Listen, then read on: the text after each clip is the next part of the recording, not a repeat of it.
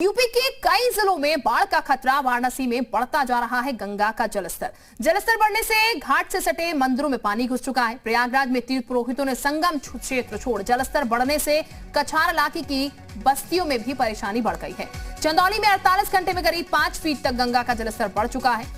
कर्मनाशा नदी के जलस्तर में भी तेजी से बढ़ोतरी हुई है। सोनभद्र में बेलन नदी उफान पर आ चुकी है।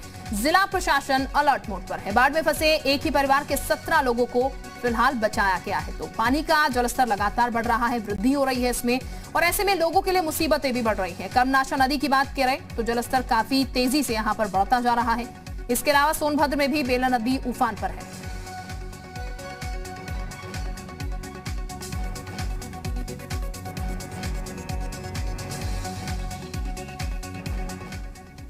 वहीं उत्तराखंड में मौसम विभाग का अलर्ट जारी हुआ है। 3 दिन पूरे प्रदेश में भारी बारिश की संभावना जताई गई है। प्रदेश के कई इलाकों में भारी बारिश की बात कही गई है। मौसम विभाग ने कई इलाकों में यह संभावना जताई है कि तेज बारिश हो सकती है। संवेदनशील इलाकों में मध्यम से विशाल लैंडस्लाइड की संभावना भी जताई गई है। इन इलाकों में चट्टान गिरने जैसी घटनाएं भी हो सकती हैं। वहीं पर्वतीय क्षेत्रों में कहीं कहीं राजमार्ग लिंक सड़कों में बाधा आ सकती है। नालों और नदियों में तीव्र प्रवाह की स्थिति भी बन सकती है। मैदानी इलाकों के निचले इलाकों में जलभराव जैसी स्थिति हो सकती है।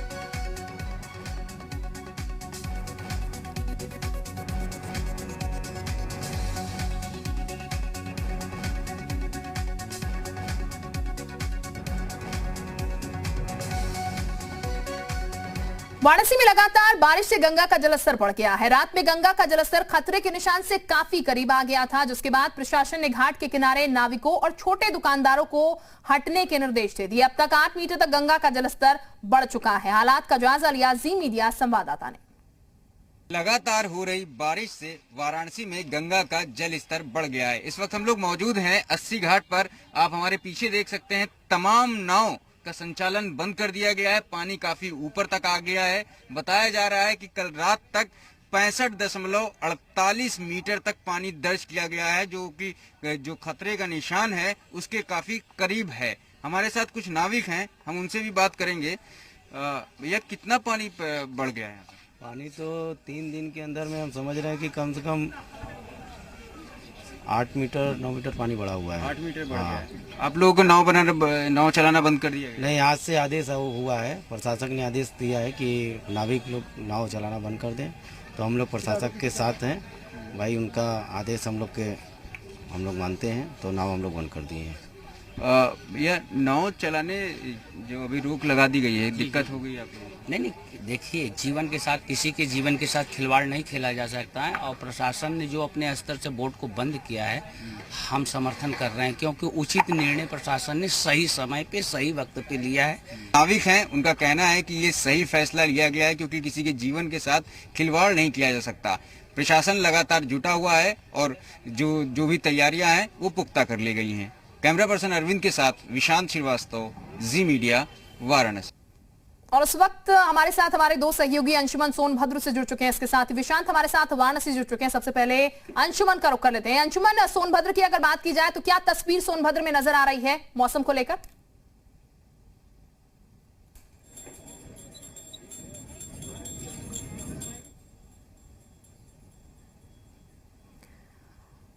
शायद तकनीकी खामी के कारण अंशुमन की आवाज हम तक नहीं पहुंच पा रही। वापस अंशुमन के पास लौटेंगे, लेकिन विशांत का फिलहाल रुख कर लेते हैं। वाराणसी से हमारे साथ बने हुए विशांत, जिस तरीके की संभावनाएं व्यक्त की जा रही है, जलस्तर लगातार नदियों का बढ़ रहा है, ऐसे में अलर्ट भी जारी कर दिया गया। प्रशासन की तरफ से कितना पुख्ता तैयारियां आप देख पा रहे हैं?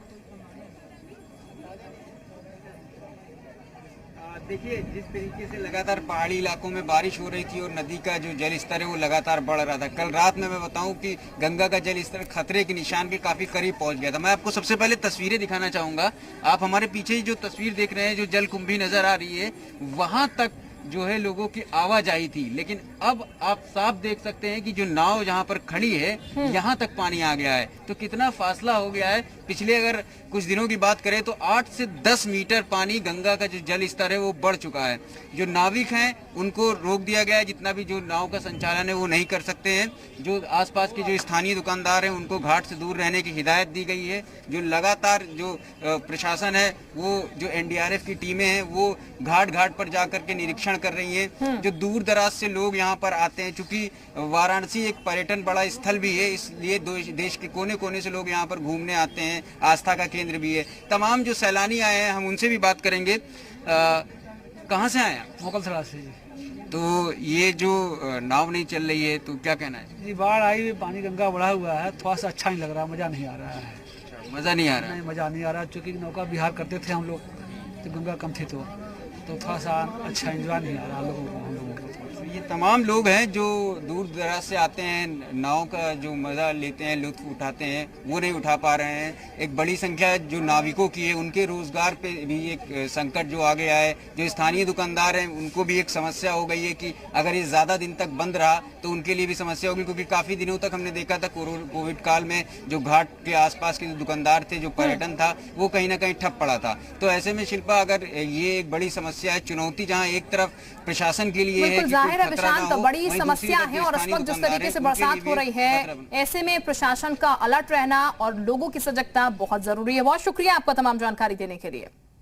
अब प्रयागराज की बात कर लेते हैं। प्रयागराज के तटीय इलाकों में बाढ़ का खतरा मंडराने लगा है। यहां पर गंगा और यमुना के जलस्तर में तेजी से बढ़ोतरी हुई है, जिसकी वजह से कछारी इलाकों में पानी पहुंच चुका है।